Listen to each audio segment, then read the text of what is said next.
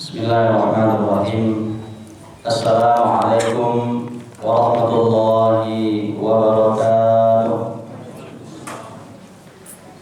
Alhamdulillahirabbil alamin wa bihi nasta'inu ala umuri dunya waddin wa la udwana illa 'alal zalimin. Wa asyhadu an la ilaha illallah wahdahu la syarika lah wa asyhadu anna Muhammadan 'abduhu wa rasuluh sallallahu alaihi wasallam alladzi la nabiyya ba'd. Allahumma shalli wa sallim wa barik ala hadzal nabiyil karim wa ala alihi wa sahbihi ajma'in, amma ba'd.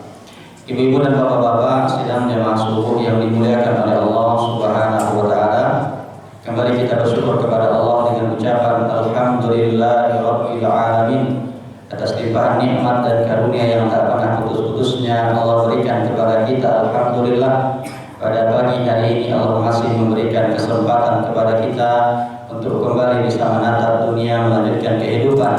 Kita tentunya berdoa dan berharap kepada Allah semoga kita diberikan kesehatan, umur yang panjang, bisa hendaknya kita menyempurnakan ibadah sampai penghujung di bulan suci Ramadan tahun ini. Amin ya rabbal alamin. Kemudian salawat dan salam tidak lupa pula kita kirimkan kepada junjungan alam, yaitu baginda Nabi besar Muhammad sallallahu alaihi wasallam, dengan ucapan Allahumma shalli ala Muhammad wa ala ali Muhammad. Mudah-mudahan kita istiqomah berada di jalan beliau, dan mudah-mudahan nanti kita juga dikumpulkan bersama dengan Nabi kita di dalam surga hendaknya. Amin ya rabbal alamin.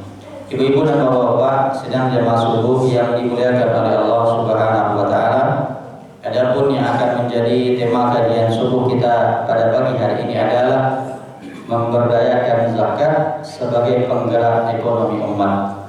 Ma'asyiral muslimin sedang jemaah yang dimuliakan Allah Subhanahu wa taala.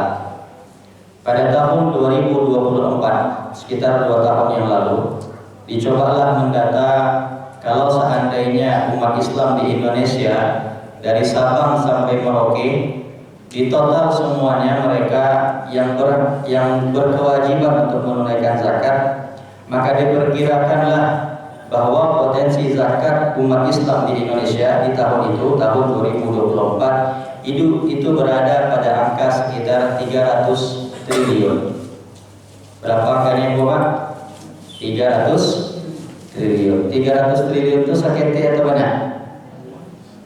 Banyak. Berapa banyaknya Pak? Kira-kira kalau dihitung nolnya berapa nolnya itu 300 triliun? Kalau triliun berapa banyak? Kalau 1 juta nolnya ada 6. Kalau 1 miliar 9. Kalau 1 triliun 2 balik ya. 2 balik nolnya ditambah lo 0,300 triliun tadi kan, berarti lah sampai balik nolnya bulan Bapak. Dari segi angka itu besar. Ya, 300 triliun itu luar biasa.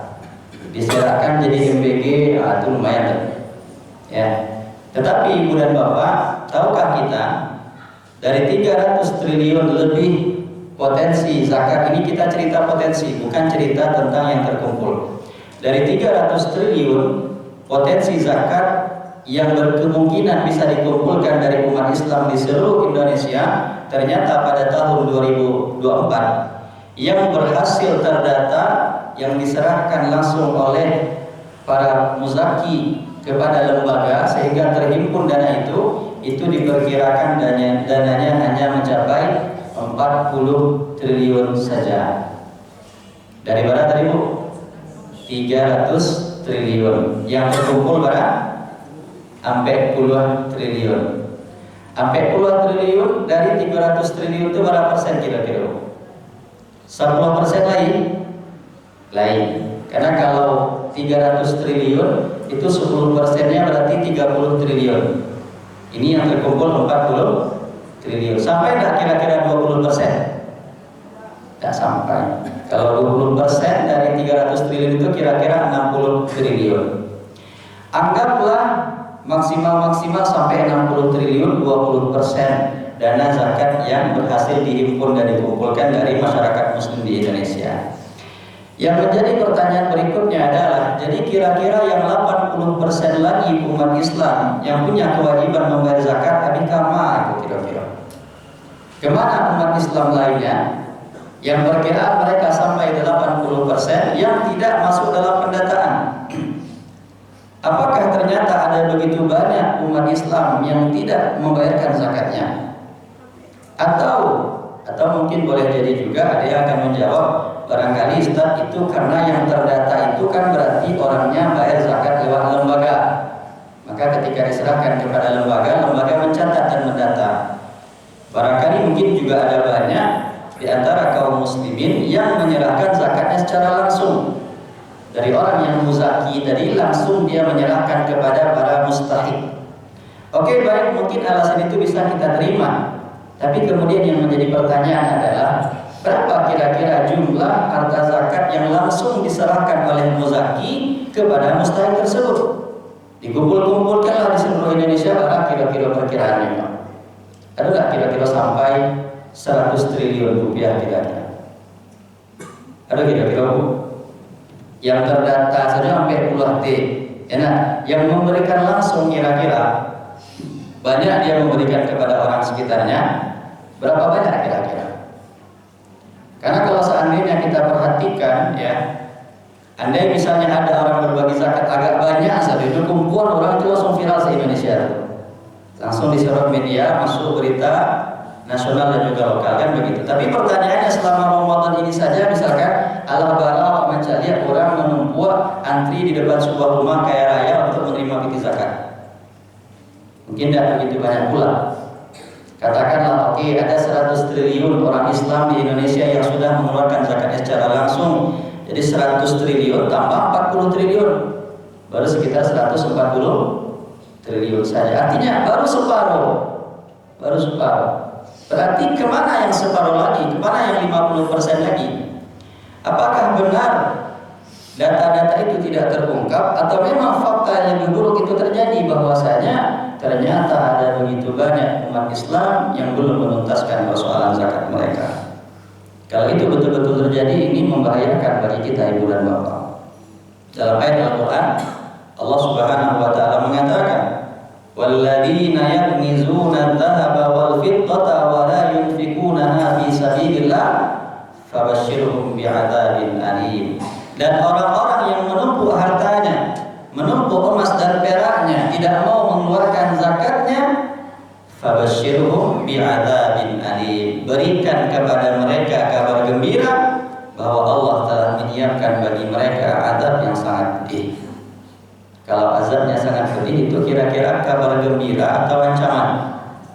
Ancaman, bukan kabar gembira. Tapi Allah menggunakan dalam Al-Quran bahasanya begitu, fabashshirhum. Busyra itu kabar gembira. Jadi ini seperti apa namanya? Sarkas atau apa itu? Ya, sindiran. Allah ingin mengatakan bagi kalian azab yang pedih, tapi Allah bilang dengan bahasa kabar gembira. Ini sindiran tajam luar biasa. Yauma yuhma 'alaiha fi nari jahannam. Kelak nanti di hari kiamat akan dipanaskan seluruh harta benda mereka, emas mereka, perak mereka, uang mereka yang mereka simpan, itu dipanaskan. Fatuqwa biha jibahuhum, disetrikakan ke kening mereka, wa junubuhum, ke lambung mereka, wa zuhuruhum, punggung mereka, semua disetrika. Dikatakan oleh Allah Subhanahu wa Ta'ala, hadza ma kanastum li anfusikum. Ini yang dahulunya kalian simpan-simpan, tak mau kalian keluarkan zakatnya, fadhuqu ma kuntum taknizun. Maka rasakanlah apa yang kalian simpan. Allah mengancam orang yang tak mau mengeluarkan zakat, harta itu nanti dikumpulkan di hari kiamat, dipanaskan dengan panasnya api neraka, lalu kemudian disetrikakan ke tubuh orang yang tak mau mengeluarkan zakatnya. Yang menjadi pertanyaan kita, Ibu dan Bapak, ayat ini bercerita tentang orang Islam atau non-Islam? Ya, orang Islam atau bukan? Ini cerita tentang kita, umat Islam. Karena yang wajib bayar zakat itu adalah umat Islam, tidak mungkin orang di luar Islam. Ternyata sebegitu kuatnya, sebegitu pedasnya, kerasnya sindiran Allah, ancaman Allah kepada orang-orang Islam. Ya Allah berikan kelebihan harta, tapi ternyata tidak mau mengeluarkan zakatnya. Padahal Ibu dan Bapak, kalau zakat itu betul-betul terkumpul dengan baik, ya terkelola dengan baik, maka akan terjadi seperti yang dahulu pernah terjadi di masa salah seorang khalifah kaum muslimin yang adil dan juga bijaksana. Itulah dia Khalifah Umar bin Abdul Aziz. Di masa pemerintahan beliau yang hanya sebentar, hanya 2,5 tahun ibu dan bapak, beliau berhasil mengumpulkan kekayaan negara luar biasa, bahkan diantaranya dari zakat. Setelah dana Baitul Mal melimpah ruah, dicarilah orang-orang yang mau menerima zakat. Dicari orang yang menerima zakat, ibu dan bapak. Abimanullah orang. Abimanullah, tidak mau orang yang terima zakat. Itu tanda apa kira-kira? Tidak mau orang menerima zakat. Abi Tawadhu sih sudah enggak, kami tidak perlu pikir. Begitu. Boleh jadi salah satu indikatornya adalah menunjukkan betapa sudah makmur dan luar biasa sejahtera masyarakat ketika itu. Dan itu sebentar, tak sampai beliau 5 tahun, ya 2,5 tahun cuma. Kalau dibayangkan zaman kini berarti lah pada periode pemerintah itu. Setengah periode, tak sampai 1 periode. Ini berkah luar biasa, dana terkumpul dan kelola dengan baik. Orang Islam ketika itu susah dicari siapa yang mau menerima zakatnya. Nah, bandingkan dengan zaman sekarang, ya, yang gak dibagikan gak sabar, yang gak menerimanya banyak. Ya, ini menjadi PR bagi kita bersama umat Islam. Padahal kita sama-sama tahu yang namanya zakat itu, ya, ada 2 pembagiannya, ada 2 kriterianya. Yang pertama disebut dengan zakat fitrah. Zakat fitrah berkaitan dengan diri kita. Adapun yang kedua itu zakat mal, zakat yang berkaitan dengan harta. Kalau zakat fitrah kita keluarkan untuk membersihkan jiwa, membersihkan diri. Sementara zakat mal, zakat yang kita keluarkan untuk membersihkan harta kita. Nah, yang kita ceritakan tadi potensi zakat 300 triliun lebih itu zakat fitrah atau zakat mal? Zakat mal itu ibu dan bapak, bukan zakat fitrah. Ya. Ternyata potensi zakat mal orang Islam di Indonesia itu luar biasa besarnya. Dan itu kalau betul-betul terberdayakan dengan baik, masya Allah luar biasa. Banyak persoalan umat bisa yang diselesaikan. Kalau seandainya dana zakat terkumpul, maka ibu dan bapak tidak ada lagi ceritanya anak-anak kurang mampu yang putus sekolah. Mereka bisa sekolah mulai dari tingkat paling rendah sampai perguruan tinggi. Dan itu semuanya bisa mereka lewati dengan pendidikan secara gratis. Kalau kini sampai kuliah masih membayar telah gratis ini, nah, berarti yang belum terkelola dengan baik. Ya. Kalau seandainya dana zakat terkumpul dan terkelola dengan baik, itu orang-orang yang berkekurangan itu bisa dalam kondisi apapun mereka, dia sakit, insya Allah bebas masuk rumah sakit. Kalau istilahnya silakan sakit, namun itulah ya. Dengan penyakit apapun nanti dibayar. Dan tadi bisa mereka berobat tanpa harus memikirkan biaya. Pergi kita mungkin ke negara tetangga seperti Brunei Darussalam, ibu dan bapak, itu luar biasa subsidinya yang diberikan oleh negara. Ya, pendidikan luar biasa, bebas orang sekolah. Yang sakit boleh masuk rumah sakit. Ini belum dana zakat, lagi kekayaan negara yang terkelola dengan baik, luar biasa. Ya. Tapi kalau seandainya yang ini belum juga terkelola, terhimpun dengan baik, maka akan masih banyak menyisakan persoalan-persoalan di tengah umat dan juga masyarakat. Bahkan dalam Islam, boleh dana zakat itu dipakai untuk membantu menjalankan usaha seorang manusia. Katakanlah dia tidak mampu, sementara dia punya usaha, boleh dibantu usahanya, pemberian modal. Dengan harapan nanti kalau tahun ini dia mustahik berhak menerima zakat, tahun depan kalau diberikan dia modal yang mencukupi, berkembang usahanya, mudah-mudahan tahun berikutnya dia yang menjadi muzaki, orang yang mengeluarkan zakat. Nah, zakat mal tadi ibu dan bapak dengan berbagai macam jenis-jenisnya. Kita mengetahui zakat mal itu ada banyak rinciannya. Yang pertama yang paling populer itu adalah zakat emas, perak, mata uang. Ini satu kelompok dia. Zakat emas, perak, mata uang. Kalau seandainya kita memiliki simpanan tabungan misalnya ibu dan bapak, baik berupa uang yang kita simpan, baik itu cash maupun dalam tabungan ataupun juga deposito ataupun kita beli dalam bentuk saham misalnya begitu ya. Kemudian setelah itu kita juga punya simpanan emas, ya, punya simpanan perak atau mata uang lain ya, mungkin ada nyimpan dolar, nyimpan rial, pound sterling dan segala macamnya. itu kita kumpulkan nanti kita total ibu dan bapak. Kalau dia mencapai nisab, nilainya adalah nisab emas sebanyak 85 gram emas, ya. Dan itu sudah dimiliki selama 1 tahun, artinya dari tahun dulu lah segitu nilainya. Wah, lihat tahun ini masih di atas 85 gram emas, maka berarti tahun ini sudah wajib kita keluarkan zakatnya. Berapa zakatnya ibu dan bapak? 2,5% dari total harta yang kita miliki tadi. Jadi nanti ibu dan bapak coba pulang, cari anak saya di rumah tuh. Ya, kok amin-amin dan babungka, piti-piti baik yang dalam tabungan atau yang dalam lemari di bawah bantal. Nah, itu maksudnya. Ya, totalkan semuanya. Kalau nilainya mencapai tidak hanya sesuatu, yang cari aminnya 50 gram Ustaz, pitinya 100 juta Ustaz. Peraknya sekian, bukan, tidak satu-satu. Kalau emas, perak dan mata uang itu dikumpul semuanya. Kalau total keseluruhannya sudah mencapai 85 gram emas, maka sudah terkena kewajiban zakat karena sudah mencapai nisab. Nah, pertanyaannya adalah, kalau seandainya kita cuma punya simpanan berupa uang 85 gram emas itu berapa nilainya kita kira? Tentu saja kita kalikan dengan harga emas hari ini. Berapa perkiraan? Amin, berapa ini Pak 1 gram? Berapa ya?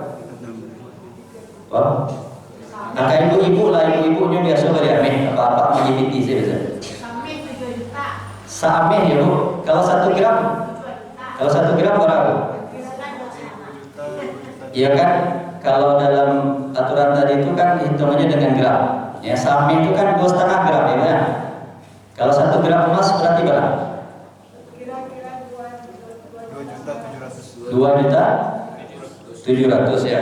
Kalilah 2.700.000. Kok kira-kira ya? 2.700.000 kali 85. Nah, kalau kan kalkulator ya. Panuannya 3 juta kali 8. Ini kok tinggi mana lu bayar ya? Kok 3 juta kali C2 masih beda, ketik beda, tapi lah kali 80 aku kadang bedanya kok puluhan juta aja bedanya. Berapa Pak? Kalau ada kalkulator 2,7 kali 85 229 juta atau 230 juta rupiah. Maka nanti ibu dan bapak waktu pulang dari situ aja hitung di rumah ya, di simpanan banknya jawabnya habis sebenarnya. Kalau nilainya melebihi 85 gram emas atau di atas 230 juta dan sudah kita miliki semenjak tahun lalu, maka berarti di tahun ini sudah wajib kita keluarkan zakatnya. Zakatnya adalah 2,5%. Tinggal dihitung sesuai dengan barang yang awak punya. Contoh, di rumah nanti ternyata orang itu terkaji awak ada 300 juta. Awak kan punya awak terkaji ya. 300 juta ibu dan bapak berarti sudah melebihi batas nisab. Maka hitung 300 juta dikali 2,5%. Berarti 300 dikali 2,5 apa? 7,5 juta. Maka bagi orang yang sudah memiliki harta sekitar 300 juta, maka kewajibannya dia mengeluarkan zakat adalah 7,5 juta. Dan mau tanya kepada ibu dan bapak, 7,5 juta banyak atau sedikit? Banyak atau sedikit? Sedikit Pak. Sadang elok aja ibu-ibu. Jujur saja lagi cek gadang misalnya. Banyak Pak. Kira-kira kalau sebanyak itu zakat kita kalau pengaluannya. Galak-galak ibu di belakang. Kalau nggak kira-kira 7,5 juta zakat harus dikeluarkan. Kan lumayan kok. Kecil ibu di belakang sadang elok ada ngecian banyak. Kalau memang sudah segitu jumlahnya, mau tidak mau harus dikeluarkan. Perkara berat atau tidak itu lain cerita. Tapi sebelum kita mengatakan berat ibu dan bapak, cobalah kembali dipertimbangkan kalimat berat itu. Bukankah kalau seandainya zakat kita adalah 7,5 juta, itu berarti di tangan kita masih ada 292.500 lagi? Dan itu bukan nilai yang sedikit ibu dan bapak. Ketika Allah masih mengizinkan kita menyimpan dana 290 juta di tangan kita, masih ada yang bisa kita simpan ibu dan bapak, masih ada yang bisa kita tabungkan. Tetangga di sebelah kadang-kadang jangankan untuk kamu menyimpan, ya makan miswa saja masih berpikiran begini. Ya, jangan pernah merasa berat dengan zakat yang kita keluarkan. Kalau 7,5 juta seba, dia awak akan mengeluarkan. Bahwa Allah memberikan rezeki yang lebih banyak kepada awak. Ya, karena boleh jadi nanti seandainya harta kita lebih banyak daripada itu, maka zakat kita akan jauh lebih banyak. Bu, kalau seandainya satu saat zakat ibu 25 juta, ini nama ibu keluarkan. Aku agak lambi soalnya. Ragu loh kamu. Kalau zakat kita 25 juta, berarti berapa uang kita? 1 miliar, dan itu banyak, luar biasa. Jadi kalau mengeluarkan zakat sebanyak itu saya ragu, ibu bahwa Allah akan menitipkan lebih banyak daripada yang kita punya ini. Ya, ini bukan tentang berapa banyak yang kita keluarkan, tapi tentang berapa banyak yang Allah masih izinkan kita bisa menyimpan dan kita kelola. Kan luar biasa itu ibu dan bapak. Akhirnya persoalan zakat ini ibu dan bapak, jangan lihat barang yang dikeluarkan, tapi lihat berapa yang masih Allah titipkan untuk kita, dan itu banyak luar biasa. Karena kalau dibandingkan ibu dan bapak 2,5% itu dibandingkan 100%, itu zakat kita 1/40. Artinya wakal keluarkan cie masih ada 39 kali lipat lagi dari zakat itu. Banyak sebenarnya ibu dan bapak. Banyak yang masih dititipkan oleh Allah kepada kita. Itu kalau kita kaji dengan kacamata zakat. Sebenarnya kadang-kadang boleh juga kita ambil perbandingan ibu dan bapak di agama sebelah. Itu bukan 2,5%, 10%. Per 10 namanya. Lihat ada istilah apa? Perpuluhan atau per 10 istilahnya. 10%. Orang Kristen itu keluarkannya 10%. Bukan atas nama zakat tentunya. Jadi ternyata ibu dan bapak 2,5% itu sudah angka yang sangat ideal. Sekali lagi, kalau ternyata Allah titipkan kepada kita rezeki yang banyak, maka jangan sampai yang kita pikirkan adalah berapa yang keluar, tapi pikirkanlah, renungkanlah berapa yang masih Allah izinkan kita untuk bisa menyimpannya. Itu iman yang luar biasa. Maka zakat kita keluarkan dalam rangka bentuk rasa syukur itu. Karena kadang-kadang kalau dipikir, dicari orang sekitar, tidak pulang-pulang karirnya kerja orang di luar, tidak kurang dulu semangat mereka bekerja. Tapi ternyata yang Allah berikan kepada kita jauh lebih banyak daripada orang lain. Maka sudilah kemudian kita mau berbagi rezeki yang sudah Allah titipkan kepada kita. Itu kalau zakat yang dia hitung adalah zakat mata uang, emas dan perak. Lalu bagaimana kalau seandainya kita memiliki usaha perdagangan, perniagaan? Bagaimana? Maka nanti yang dihitung itu tidak hanya yang tadi, tidak hanya uangnya, emasnya, peraknya, tapi juga termasuk usaha yang dia jalankan. Misalkan waktu toko Bakadai punya ada usaha di dalamnya, hitung semuanya. Yang dihitung itu bukan cuma uang di tangan, ya, bukan cuma uang di tangan, termasuk barang-barang yang ada di toko, di kedai itu juga dihitung. Pernah suatu kali kita diskusi dengan pedagang, Ustaz, jadi yang aku zakatkan kok di tangan segitu nih Ustaz, barang kok ngambil zakatkan. Kamu tanya, yang di kedai apa barang isinya? Itu kan barang-barang telatah Ustaz. Nah telatah itu kan kekayaan itu.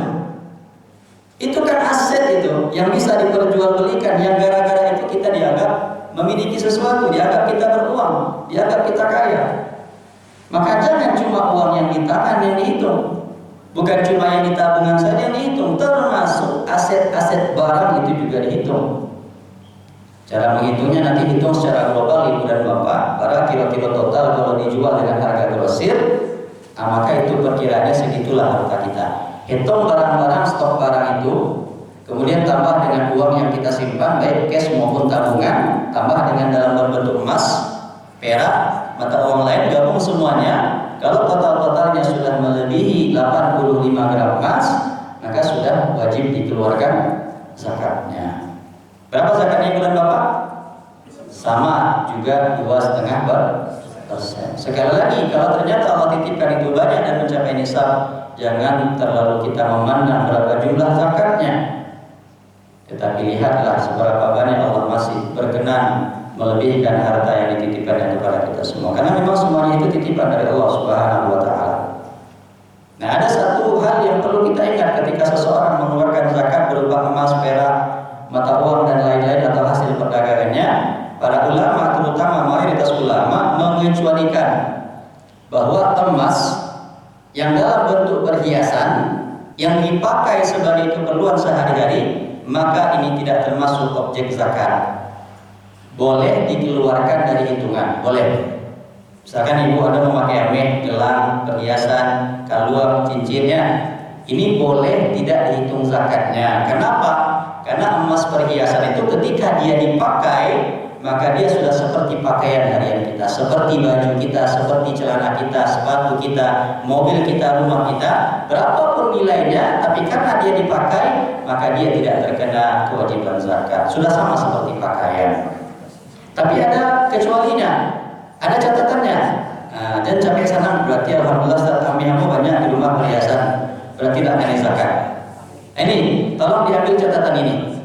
Tolong diperhatikan ini ibu bapak, terutama yang ibu-ibu nih yang punya perhiasan di rumah. Perhiasan tidak wajib zakat dengan catatan jumlahnya normal dalam jumlah yang biasa dipakai oleh ibu-ibu. Misalnya barang kira-kira awak kalau pakai keluar dari rumah, bu pakailah barang ameh tadi, kok cincin, kok galang, barang kira-kira jumlah normalnya. Ada orang pada si keluar dari rumah bu pakai ameh 1 kilo di badannya. Ada tak? Beko deh gara-gara menangah kiti ustad ameh perhiasan dan wajib zakat dong. Akhirnya sudah nyempitinya juga di perhiasan sudah. Karena dia merasa kalau perhiasan tidak wajib zakat itu salah itu. Perhiasan yang dipakai oleh ibu-ibu yang tak wajib zakat itu dengan batasan kadar normal. Bara yang normal dipakai oleh perempuan ketika keluar, maka itu saja yang tidak dikeluarkan zakatnya. Misalnya sekali keluar itu contoh paling banyak itu kira-kira 20 gram, 30 gram atau maksimal 50 gram. Ibu punya ambil perhiasan 1 kilo di rumah. Bisa. Berarti 1 kilo itu kurangi 50 gram saja. Sisanya 950 gram tetap dihitung sebagai zakat. Supaya apa? Supaya jangan sampai ada orang yang berkilah nyobadilah hartanya kepada ameh perhiasan gara-gara hanya tahu perhiasan tidak wajib zakat. Bisa dipahami ini terutama ibu-ibu. Nah, cara bego ameh di rumah ibu ya hitung lah. Ya. Emas perhiasan tidak wajib zakat dengan catatan jumlahnya normal. Yang melebihi daripada itu hitung dia jumlahkan.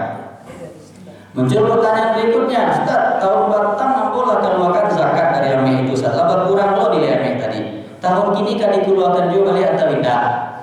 Kan ini yang sering kali disampaikan oleh jemaah. Ingat ibu dan bapak, zakat itu kewajibannya sekali setahun atau sekali seumur hidup? Sekali setahun. Yang sekali seumur hidup itu cukuplah hanya haji saja.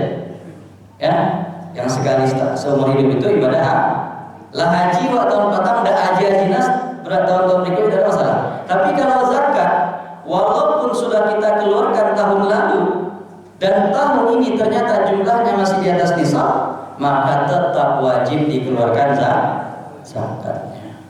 Misal tadi ibu punya PT 300 juta, kanlah kalau zakatnya tuh 7.500.000. Ya, dari keluarkan tahun kemarin. Tahun kini, ya kan, misalkan untuk PT belanja ibu udah ngambil dari sini, karena mungkin anak pak kirim PT hijau, malah PT itu balik. Bertambah tuh 7.500.000 karena balabiah kiriman anak, menjadi 300 juta lagi uang ibu. Tahun ini kalau segitu juga jumlahnya baru, tetap wajib dikeluarkan zakatnya 2,5%. Bahkan walaupun tidak bertambah 300 juta kurang 7,5, berkurang tarik, iya tetap wajib dikeluarkan zakatnya. Sampai mana? Sampai nanti harta itu di bawah nisab. Kalau contoh lah 5 tahun, 6 tahun, 7 tahun lah berkurang juga ibu itu tadi nisab adalah kira-kira 230 juta dengan catatan emasnya masih 2,7 gitu ya. Ternyata nanti 6 tahun lagi lah berkurang PT ibu itu tinggal 220 juta lagi. Berarti dia sudah berada di bawah nisab. Nah, ketika itu baru tidak ada lagi zakatnya. Tapi selagi masih di atas nisab juga dia dulu, masih setiap tahun di atas nisab ya, di atas 85 gram emas, maka yang emas tadi, uang tadi tetap wajib dikeluarkan zakatnya sebanyak 2,5 bar, dikeluarkan setiap tahun, bukan hanya sekali seumur hidup. Nah ini tentang zakat emas, perak, mata uang, zakat perdagangan. Sebenarnya masih banyak jenis-jenis zakat lain, ada zakat pertanian, zakat peternakan, ya, zakat rikas, barang temuan. Tapi yang umum ada di kita itu biasanya tadi zakat mata uang, emas dan perak, zakat perdagangan. Ya, ini yang mesti kita perhatikan. Dan ternyata ibu dan bapak, yang 300 triliun itulah dia yang dari zakat mal tadi, zakat harta yang dimiliki kaum muslimin. Harta simpanannya, barang perdagangannya, perusahaannya, investasi saham dan segala macamnya. Ini semuanya objek-objek wajib zakat yang harus dikeluarkan untuk dibersihkan harta tadi. Dan ingat ibu dan bapak, zakat tidak membuat harta kita berkurang, yang ada justru bertambah keberkahannya, bertambah kebaikannya, dan insya Allah juga bertambah nilainya. Karena Allah melihat ketika kita mudah mengeluarkan, nampak sama Allah, berarti hambaku ini baik. Dia nyupiti banyak disalurkan ke yang lain, dan kapuk suram, ya. Dia rela menjadi seperti keran air yang ketika air masuk dia mau mengeluarkannya berbagi kepada yang lain. Maka Allah pun percaya menitipkan kepada dirinya uang lebih banyak. Ini tadi berkaitan dengan zakat mal. Lalu ada satu lagi, itulah dinamakan dengan zakat fitrah. Nah, beda zakat fitrah dengan zakat mal ibu dan bapak. Kalau zakat mal sebenarnya tidak ada kaitannya dengan bulan suci Ramadan. Ya, zakat mal ya Pak. Sebelum lanjut Ustaz. Oke Pak. Zakat pertanian bagaimana saya itu? Zakat pertanian seperti yang dijelaskan oleh Nabi kita Muhammad SAW bahwa laisa fi ma duna ausuk shadaqah. Tidak ada kewajiban zakat pada hasil pertanian yang kurang dari 5 wasak. 5 wasak ini takaran Arab, diukur-ukur oleh orang zaman sekarang, itu perkiraannya sekitar 653 kilo. 653 kilo gabah atau 6,5 kuintal. Maka kalau seandainya hasil pertanian yang didapatkan, panen yang didapatkan itu melebihi batasan ini 6,5 kuintal tadi, dan itu dikumpulkan dalam sekali panen, baik sekali panen itu sekali dapet sehari itu, maupun panennya kadang-kadang saking lawehnya 2 hari 3 hari gitu ya, maka ini dihitung dalam hitungan 1 kali panen. Kalau seandainya dalam sekali panen itu sudah melebihi batasan 6,5 kuintal tadi, 650 kilo tadi, maka sudah bisa dikeluarkan zakatnya. Berapa zakatnya? Dijelaskan oleh Nabi. Kalau seandainya selama ini pertaniannya itu tidak mengeluarkan biaya, asal ditanam tinggal menunggu air hujan saja, lain tidak ada biaya-biaya tambahan, hanya mungkin perawatan kecil, maka zakatnya nanti 10%, dikeluarkan 10%. Tapi kalau airnya kadang-kadang hari hujan, kadang indah, mamalia kadang-kadang pakai irigasi, biayanya besar, dan hanya Allah yang mengerjakan, bahwa pahala orang nanti untuk mengerjakannya, maka nanti hasilnya itu boleh dikeluarkan zakatnya hanya 5% saja. Itu cara menghitung itu. Jadi kalau boleh dikatakan berapa hasil zakat pertanian tadi, kalau melebihi hasilnya 6,5 kuintal, 650 kilo, maka sudah bisa dikeluarkan zakatnya. 5% kalau pengolahannya berbiaya, dan 10% kalau pengolahannya airnya tidak berbiaya. Jadi tidak berlaku 2,5% itu. Enggak Pak, beda ketentuannya. Karena pertanian itu agak lain ya. Karena biasanya begini ibu dan bapak. Kalau dalam perdagangan itu ditungguan tuh Pak, dari pagi sampai sore menggalih. Besok itu dari pagi sampai sore menggalih. Sepanjang tahun seperti itu. Tapi kalau pertanian, apakah sampai sore ini bekerja tadi? Kadang-kadang hari itu cek seleksinya Pak, apa ada yang mana saya, ya kan? Hari itu hanya berpupuk saja bisa kan? Besok mungkin memerhatikan. Artinya tidak membutuhkan waktu sepanjang hari untuk digiloi, untuk diuruskan seperti itu. Makanya memang semakin berat dan keras perjuangan mendapatkan harta tadi, makin semakin kecil kewajiban zakatnya. Makanya ibu dan bapak, sekecil-kecil minimal zakat itu 2,5%. Terutama bagi kekayaan yang kita mencarinya itu dengan mengeluarkan tenaga usaha yang luar biasa. Tapi semakin sedikit usaha kita di sana, Termasuk nanti seperti zakat barang tambang atau zakat barang temuan. Ternyata barang temuan, misalkan awak menemukan barang ibu dan bapak dan itu bukan punya umat Islam. Misalkan awak sedang jalan-jalan mendaki gunung ya, tertaruh kaki awak rupanya ambil 1 kilo. Tak jatuh apa? Awak berjalan ke gunung kan? Berjalan langsung lagi dicek, ternyata yang tersandung itu ambil 1 kilo barang. Berarti kan kita menemukan barang ini, dan ternyata kita lihat-lihat itu tidak ada tanda-tandanya punya orang Islam. Karena kalau punya orang Islam dia lukotoh namanya barang temuan wajib diumumkan. Tapi kalau ternyata itu peninggalan Belanda, peninggalan orang Jepang, orang kafir yang punya, maka itu boleh kita klaim sebagai milik kita karena kita yang menemukannya. Nah, orang yang menemukan barang temuan tadi, pendaman jahiliyah, kalau kata orang dahulu harta karun misalnya, itu juga ada zakatnya. Zakatnya berapa? 20%. Ada zakatnya 20%. Kenapa? Dia mendapatkannya tanpa usaha. Tidak ada usaha apa-apa, hanya tiba-tiba bertemu dan dapat. Makanya zakatnya besar. Tapi semakin ada usaha, 10% dia. Lebih berat lagi, 5% dia. Tambah berat lagi seperti perdagangan, mata uang emas dan perak. Makanya zakatnya cuma 2,5%. Kira-kira begitu ya, Pak? Allahu a'lam. Nah, kita teruskan. Harus selesai ya, Pak? Ada yang tanya jawab ya. Waris bapak Iya, waris sampai warisan banyak. Iya, kada zakat. Harta yang kita terima di tengah jalan itu ibu dan bapak coba dilihat. Kalau sebelum menerima warisan itu kita sudah memiliki harta yang jumlahnya sudah mencapai nisab. Contoh tadi, awal punya harta 300 juta ya. Harta ini sudah berjalan hampir 1 tahun, katakanlah 9 bulan, 10 bulan. Nah, di bulan ke-10 dapat rezeki awak dapat warisan. Nah, kalau seandainya harta pertama tadi memang sudah mencapai nisabnya, maka warisan tadi digabung kepada harta yang sudah sampai nisab ini. Maka nanti dia dikeluarkan zakatnya secara bersamaan. Kenapa? Karena pokok yang kita miliki, harta yang sudah kita miliki semula itu sudah mencapai nisab. Tapi kalau seandainya awak punya biti mungkin ada 10 juta, 20 juta, jauh dari nisab, tiba-tiba dapat warisan 500 juta. Nah, berarti kan dengan datangnya warisan, uang kita baru mencapai maka tidak ada kewajiban zakatnya. Pacik saja PT itu Pak sampai setahun yang akan datang. Kalau tahun depan jumlahnya masih di atas nisab, baru kita keluarkan zakatnya. Karena memang di dalam Islam itu ibu dan bapak ada istilahnya haul, masa menunggu 1 tahun untuk melihat sesuatu itu berkembang atau tidak. Makanya zakat perdagangan lihat 1 tahun, zakat mata uang emas dan perak, mata uang lihat 1 tahun untuk melihat perkembangannya. Sehingga yang tadi itu lihat dana pokok kita, kalau awalnya sudah mencapai nisab berarti nanti dikeluarkan zakatnya bersamaan. Berarti 2 bulan lagi, 3 bulan lagi keluarkan zakatnya harta kita dan harta warisan. Tapi kalau belum mencapai nisab baru kita dapatkan warisan, maka tunggu setahun lagi, kalau masih di atas nisab baru dikeluarkan zakatnya. Kira-kira begitu ya, Pak? Tetapi ada tetapinya. Kalaupun ternyata warisan kita itu baru sampai nisab, artinya tidak ada kewajiban zakat, tapi tetap saja boleh kita berbagi dalam bentuk yang lain seperti sedekah, infak dan juga wakaf, itu tidak terlarang. Tapi yang jelas atas nama kewajiban zakat dia belum wajib kita keluarkan. Kira-kira seperti itu ya, Pak? Wallahu a'lam bishawab. Iya, Bu. Tanya sekali boleh silakan, Bu.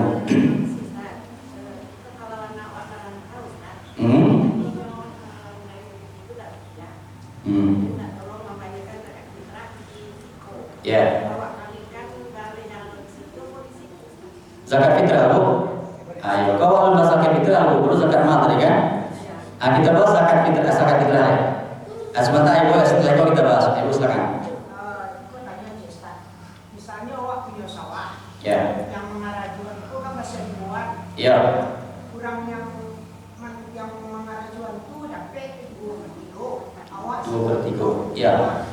Ini itu zakat itu bekas jual mahmur lembaga atau yang sebatiku dan jawab saja. Baik. Orang yang mengelola suatu usaha secara bersama-sama, maka ada istilahnya dalam fikih itu zakatul khilqah, zakat harta gabungan. Ibu baduwo mengajukan sawah atau baduwo mengajukan usaha, baduwo berbisnis, baduwo bikin perusahaan, apapun itu masuk ke sana, maka itu dihitung sebagai harta kumpulan gabungan. Harta kumpulan gabungan tadi, kalau gabungannya itu mencapai nisab, maka tetap wajib dikeluarkan zakatnya. Kenapa? Karena harta satu itu sudah bergabung menjadi harta milik bersama.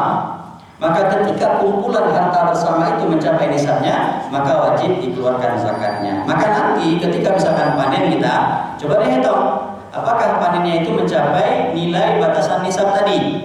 Kalau seandainya sekali panen 1 ton, maka berarti wajib keluarkan zakatnya 10% kalau pengairannya tanpa biaya, 5% kalau dengan berbiaya. Berapa zakatnya tadi? Kalau seandainya harta kita cuma 1/3, yakinlah yang keluar itu hanya 1/3-nya saja di sana. Jadi awak ngaduan sampai 3%. Betul. Sementara orang tadi yang mendapatkan 2/3, maka dia mendapatkan zakat yang kena 2/3 pula kewajibannya. Contoh, kalau misalkan hasilnya 1 ton, enak. Ternyata hasilnya kok tidak apa, pengairannya tidak perlu berbiaya, mudah saja mendapatkannya. Berarti zakatnya tadi 10%. 10% dari 1 ton itu 100 kilo. Nah, 100 kilo itu yakinlah bahwa 33 kilonya itu dari ibu yang mendapatkan 1/3, sementara 66 kilonya lagi itu dari orang yang mengelola tadi. Nah, kira-kira seperti itu. Karena nanti hasilnya pasti akan dibagi juga. Jadi nanti porsi zakat yang kita keluarkan sesuai dengan porsi kepemilikan kita dalam harta tadi. Ini juga berlaku nanti dalam zakat usaha yang lain, saham, ya, kemudian perniagaan milik bersama, seperti itu nanti cara perhitungannya. Nah, masuk kita sedikit ibu dan bapak zakat fitrah. Zakat fitrah itu wajib karena 3 hal. Yang pertama karena kita beragama Islam. Jadi kalau ada orang Islam, berarti ini sudah terkena kewajiban zakat. Yang kedua, dia hidup sampai penghujung Ramadan berjumpa dengan awal Syawal. Penghujung Ramadan bertemu dengan awal Syawal. Bila waktu itu Bapak? Akhir Ramadan malam takbiran. Ya. Masih hidup Pak sampai tanggal itu, berarti zakat fitrah sudah menjadi wajib. Yang ketiga, syarat terakhir, diwajibkan zakat fitrah kalau kita memiliki kelebihan bahan makanan pokok untuk diri kita dan semua orang yang ada dalam tanggungan nafkah kita. Kalau lain punya kelebihan bahan makanan pokok untuk diri awak dan keluarga kita, maka sudah wajib zakat. Kelebihannya untuk berapa hari, Ustaz? Apakah untuk 1 bulan? Bukan. Kita punya kelebihan bahan makanan pokok untuk 1 hari raya Idul Fitri.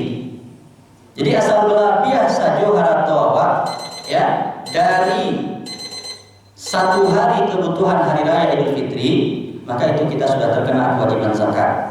Contoh, keperluan 1 hari raya itu berapa kira-kira sekali makan sehari dulu. Awak surang awak makan nasi kan sehari tulis kira-kira 1 kilo, Pak. Ada 1 kilo nak. Anggaplah 1 kilo misalkan awak di rumah itu 5, berarti kali 5 kilo. Sementara barih tidak buah ada stok karuang. Itu kan sudah melebihi keperluan untuk 1 hari. Berarti sudah wajib kita keluarkan zakat fitrah. Jadi zakat fitrah itu asal belabiah saja bahan makanan pokok awak atau dana kita untuk 1 persiapan hari raya, itu setiap orang sudah terkena kewajiban zakatnya, baik yang tua maupun yang anak-anak maupun anak yang baru lahir kemarin. Tapi kalau anak-anak tentu yang membayarkannya adalah orang tuanya. Nah, kemungkinan mana diminta biaya zakat fitrah kan mungkin. Orang tuanya yang membayarkan, orang tuanya membayar untuk dirinya dan semua anggota keluarga yang dalam tanggungannya. Bolehkah anak membayar, orang tua membayarkan anaknya yang jauh? Boleh, silakan. Dan bolehkah anak membayarkan orang tuanya yang ada di kampung? Juga boleh, silakan. Tergantung siapa yang akan membayar. Pertanyaannya kemudian adalah di mana dia membayarkan? Tentu saja sebaiknya zakat itu dikeluarkan di tempat di mana kita berada. Awak di Bukit Tinggi, encah diberikan di Bukit Tinggi. Karena boleh jadi orang di sini lebih membutuhkan. Tapi kalau seandainya memang di kampung halaman kita kondisinya jauh lebih susah orang di situ dibandingkan tempat tinggal, maka yang seperti ini boleh kita kirimkan ke kampung halaman. Kalau memang betul-betul orang di kampung halaman kondisinya jauh lebih sulit. Tapi Allah sendiri menyarankan kalau seandainya zakat kita berlebih, banyak yang akan dikeluarkan, bisa dibagi. Kalau sebahagiannya di Siko tapi tinggal sebagiannya di kampung boleh, itu tidak ada masalah. Dan ingat ibu bapak, zakat fitrah itu dikeluarkan sebanyak berapa? 2,5 kilo dari bahan makanan pokok yang kita makan sehari-hari. Ibu bapak makan apa? Makan bare? Apa makan bare, Pak? Makan nasi. Terasa. Ya makan nasi dari barenya gitu. Berarti keluarkan 2,5 kilonya. Boleh berupa beras langsung, boleh juga yang dikonversi menjadi uang. Nah, coba itu bara biasanya bareng dengan makan sehari-hari itu. Bara harganya. Misalnya bara 8.000 kali 2,5. 8 kali 2,5. Sampai 15.000, ya nak? Sampai 15.000. Boleh diganakan Ustaz kuliah. Ganakannya kah? KT aja ke bawah. KT gana 50.000 jadi. Nah, berarti satu orang di rumah itu kewajiban zakat fitrahnya 50.000. Surang 50.000. 50.000 itu kadang atau sekitar? Banyak atau sekitar? Angka belum jadi. 7,5 juta tadi kadang atau sekitar? Apalagi 50.000. Nah, jangan sampai Pak. Ikut 50.000 nih, coba ya untuk membandingkan 50.000 kok kadang atau tidak. Coba bayangkan listrik ibu di rumah sebulan berapa?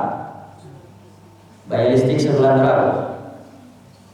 100. 100 Ikut 100 itu setahun atau sebulan Pak? Sebulan. Ikut zakat fitrah 50.000. 50.000 kok setiap bulan Pak? Setahun. Berarti kalau dibagi 12 bulan, zakat itu tidak sampai 5.000 loh. Kete mana? 5.000 sebulan. 50.000 setahun. Nah, cuma yang kete itu kadang-kadang terlambat ngomongnya. Lah karayo orang besok tinggi baru kedatangan. Itu bila orang miskin pada membalik ke keluar dari rayo. Batu memang zakat fitrah itu batas terakhirnya sebelum khatib naik mimbar. Tapi jangan lupa intai dalamnya yang khatib balur. Baru kan dia. Bila orang kembali ke tupik bagai, baju rayo bagai, itu tidak terpenuhi kebutuhannya. Maka sebaik mungkin ibu dan bapak hari kok masih panjang, masih banyak. Capek-capek kita tuntaskan yang zakat fitrah. Karena bagaimanapun juga tujuannya adalah menggembirakan orang miskin di hari raya supaya kita semua sama-sama bergembira. Jadi kalau afdolnya bagaimana tuh Ustaz? Untuk apa Pak? Untuk zakat fitrah. Sudah di akhir wambi atau bisa sebelum. Zakat fitrah wajibnya itu kalau kita hidup sampai penghujung Ramadan, tapi boleh dibayarkan semenjak awal Ramadan. Jadi dari kini kalau boleh Bapak bayarlah sekarang. Cuma nanti panitianya tak ada iklan. Sebenarnya dari awal Ramadan zakat fitrah sudah boleh dibayar. Itulah perbedaannya antara zakat dengan sholat. Walaupun kedua-duanya sama rukun Islam, tapi kalau sholat tak boleh dikerjakan sebelum masuk waktu. Tapi kalau zakat masuk waktunya kapan? Paling wajibnya itu memang penghujung Ramadan. Bahkan batas-batasnya sebelum khatib naik mimbar. Tapi dia boleh ditunaikan sebelum atau di awal-awal puasa Ramadan. Jadi dari kini kalau bisa awal puasa sudah boleh. Itu bedanya zakat dengan sholat. Kalau sholat zuhur misalnya, saking semangatnya Allah kerajaan jam sebalik dia boleh. Sholat zuhur wah sedang semangat jam sebalik hari baru lah kerajaan sholat zuhur. Dia boleh. Tidak bisa karena sholat ada waktunya. Tapi zakat itu boleh dimajukan pembayarannya. Bahkan dahulu saja di zaman Nabi ada paman Nabi saking kairanya itu apa? Zakat tahun Miswa nyobanya gini. Zakat tahun Miswa nyobanya gini. Itu nama paman Nabi namanya Abbas bin Abdul Muttalib. Hartanya banyak. Nah, tidak zakat kini saja dibayar tahun Miswa dan dibayar zakat sekali. Kenapa? Pertama hartanya berlebih, yang kedua waktu itu kebutuhan masyarakat sedang sangat tingginya. Jadi kalau disegerakan biaya zakat banyak yang terbantu. Ini menunjukkan bahwa zakat itu boleh dibayarnya lebih dahulu. Tujuannya apa? Karena memang tujuannya adalah dalam rangka berbagi kepada fakir miskin supaya mereka terbantu kebutuhannya dalam kehidupan sehari-hari. Nah, inilah kira-kira ibu dan bapak kaji kita pada pagi hari ini. Mudah-mudahan ada hikmah dan manfaatnya bagi kita semua, terutama bagi kami yang menyampaikan. Ada yang lain yang ditanyakan ibu Pak? Ustaz, iya Pak. Ya, boleh langsung memberikan zakat fitrah kepada orang tertentu. Memberikan zakat ibu dan bapak bisa dua cara. Pertama, boleh langsung kepada mustahik orang yang berhak menerimanya. Yang kedua, boleh diberikan kepada lembaga yang mengurusnya. Kalau kita berikan kepada lembaga yang mengurusnya, maka ketika kita memberikan itu, kewajiban kita sudah gugur. Nio diserahkan dan diserahkan di lembaga tadi itu tanggung jawab lembaga dan awak kewajiban awak adalah tapi Tapi kalau seandainya kita menyerahkan langsung kepada orang yang menerimanya, dan ketika itu berarti sah, dengan catatan kita harus betul-betul bisa memastikan orang yang kita berikan itu betul-betul berhak menerima zakat. Dan ini butuh pembelajaran atau betul kita telisik dulu, orang itu betul-betul berhak menerima zakat atau tidak. Karena nanti khawatirnya nan zakat lawak-lawakan ternyata dia orang mampu, ternyata tidak termasuk asnaf penerima zakat misalnya. Maka uang zakat kita sudah keluar, yang kewajiban kita belum tunai, belum selesai.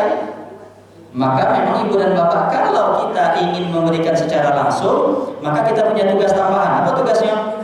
Kaji betul orang yang akan menerima zakat itu. Karena sebenarnya tugas mengkaji itu tugas lembaga. Makanya ada lembaga pengumpul zakat, kok Basnas namanya, atau dompet duafa, rumah zakat, yakesma dan lain-lain. Itu gampang kita serahkan ke mereka. Mereka yang berkewajiban menilai orang, karena memang itu tugas mereka. Tapi kalau kita yang membagikan secara langsung, bertambah tugas wajib. Pastikan betul orang yang kita bagi itu nanti adalah betul-betul mustahik yang berhak menerima zakat. Kaji bukan hanya dikaji pemasukannya, pengeluarannya juga dikaji. Karena tidak selamanya orang pemasukannya atau gajinya besar berarti dikatakan kaya. Tidak selamanya, kadang-kadang bahkan pegawai pun kalau pengeluarannya banyak boleh jadi dia berhak menerima zakat.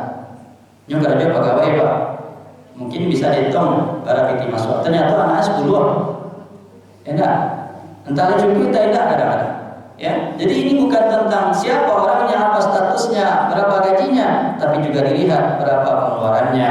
Tak selamanya orang punya TV itu kaya, tak selamanya orang punya kendaraan itu dikatakan kaya.